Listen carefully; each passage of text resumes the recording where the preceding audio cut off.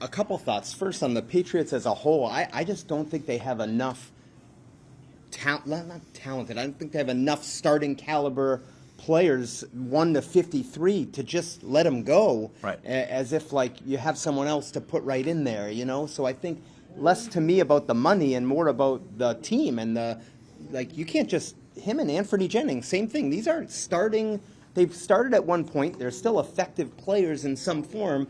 So to me, that's the first part. And then the second part, Dan, being in the locker room, talking to Kyle Duggar, you know, I think the ankle surgery was part of it. I think the new defensive system is part of it. He also hinted a little bit at something else that he didn't want to get into that's just led to him being more inconsistent than he really feels, you know, he is as a player. And he was sort of dancing around it as I spoke with him, but it sort of left me thinking there's more to this story. What do you think it might be? Those two things.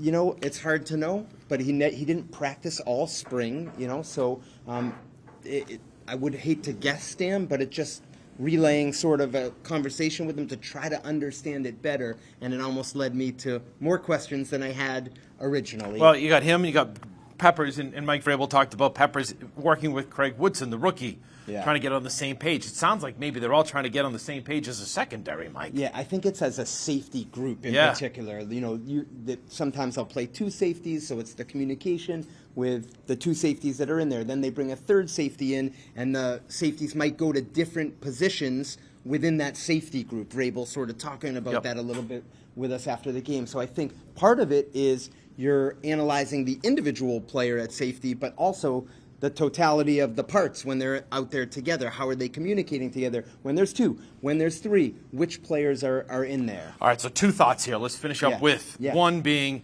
17 days from now. Zoe was mentioning there could be 10 or 11 new guys coming in here when they're looking at the waiver wire and trades and everything. Just your thought on the roster shaping now between now and Tuesday and then now and September 7th. Well, I felt like tonight gave us a good feel of who they feel like are the safest players because they were the ones that didn't play, Dan. They weren't even dressed in uniform on the sideline. Like Drake May and that group didn't even come to the stadium till like an hour and a half before the kickoff because they were doing their own workouts. So I felt like we got a good look at those players, and then it's, okay, the players that played tonight, like the Marte Mapu at linebacker, like, oh, he's on the edge there.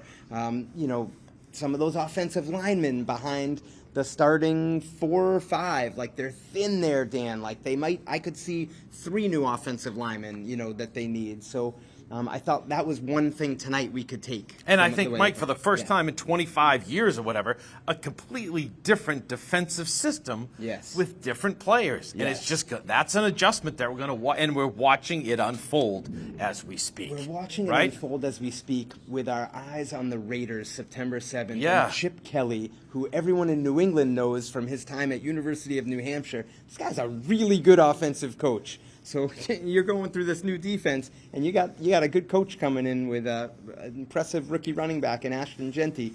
That's where our focus is going to start turning pretty quick. All right, let's end it with I see you. You're very laid back, low key, just a grinder. You're good at what you do. The time that I watch you sprint, the only time I watch you sprint is when the two kickers are about to line up and kick you. You run to the field goal, behind the goalpost to get a view, see who makes it. What are your thoughts on the kicker, Parker Romo versus Andy Borregales as we speak? So I thought one of the most disappointing parts of the game tonight for the Patriots, I thought, was Borregales missing the 49-yard field goal.